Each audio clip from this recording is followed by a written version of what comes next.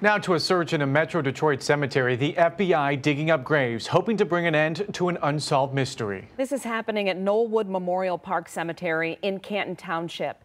7 Action News discovered it's linked to a case from last year. Our own Kim Russell is live there at the cemetery. Kim, this could be tied to a missing persons case, is that correct?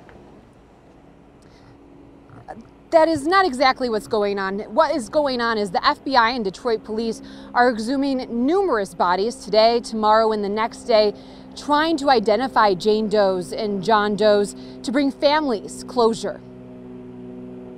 The Detroit Police Department asked the FBI to help with a one-of-a-kind project. Homicide detectives wanted to exhume the bodies of unidentified people buried before advances in DNA, and then identify them and find their families. Very important for us to help them out and identify and get some closure for families. You know, closure for those families that might not know where their loved one went missing or how they died. These are people that have families looking for them. Sergeant Shannon Jones of the Detroit Police Homicide Unit is a leading force in what is called UNIDED, which stands for Unknown Names Identified Through Exhumation and DNA.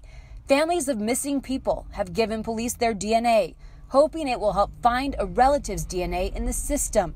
But before 2013, DNA was not always collected from Jane Does and John Does who passed away. Last year, the project started with the exhumation of unidentified homicide victims. This year, we're focusing on all the other cases where it may be a person from a house fire, it may be somebody that drowned, it may be somebody that was just found deceased in a park that we have recovered. There are about 100 unidentified people still buried without DNA in the system at different cemeteries. Sergeant Jones says last year's exhumation allowed her to tell a man whose mom went missing in 1987 that after she left for the store, she didn't abandon him.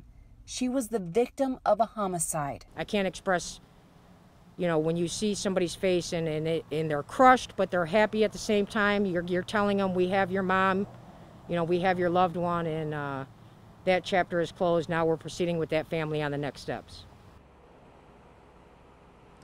That case remains under investigation, and investigators are hoping to bring answers to more families between today, tomorrow, and the next day. They plan to exhume 26 bodies and hope to identify them and find their families. Reporting live in Canton, Kim Russell, 7 Action News. And bring closure and hopefully some healing.